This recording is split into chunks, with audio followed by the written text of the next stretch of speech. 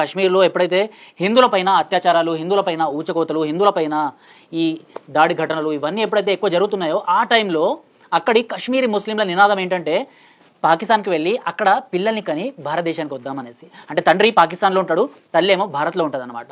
అంటే వాళ్ళకి కాబోయే పిల్లలందరూ అంటే ఎవరైతే ఉంటారో వాళ్ళు అటు పాకిస్తాన్ని ఇటు భారత్ని రెండింటిని ఈజీగా అంటే వాళ్ళ కశ్మీర్ ఏదైతే రాష్ట్రం ఉంటుంది కదా, వాళ్ళు ఏదైతే దేశం అనుకుంటున్నారు కదా, అందులో ఏంటంటే ఎలాంటి విషబీజాలు నాడుతున్నారు అంటే పాకిస్తాన్ పైన ప్రేమ వచ్చేలాగా.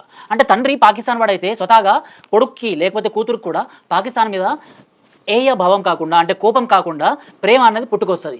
ఇలాంటి విషబీజాలు కశ్మీరీ యువతుల్లో నాటిండ్రు. సో వాళ్ళందరూ పాకిస్తాన్కి వెళ్ళి ఇదంతా చేసేవాళ్ళు అనమాట. దాని గురించి ఒక ఆర్టికల్ మన తెలుగు న్యూస్ పేపర్లో కూడా వచ్చింది. 5 లక్షల మంది పాక్ యువతులు పెళ్లి చేసుకొని భారత్లోకి వచ్చిండ్రు. సో ఎక్కడి నుంచి అయితే అంటే ఇటు కాశ్మీర్ నుంచి అటు వెళ్తున్నారో అలానే పాక్ యువతులు ఇటు భారతదేశంలో పెళ్లి చేసుకోవడానికి వచ్చిండ్రు. సో ఇలా ఎవరైతే వచ్చిండ్రో వాళ్ళకి మీ వీసా ఇవన్నీ జప్తు చేసేసి పంపించేస్తుంది భారత ప్రభుత్వం.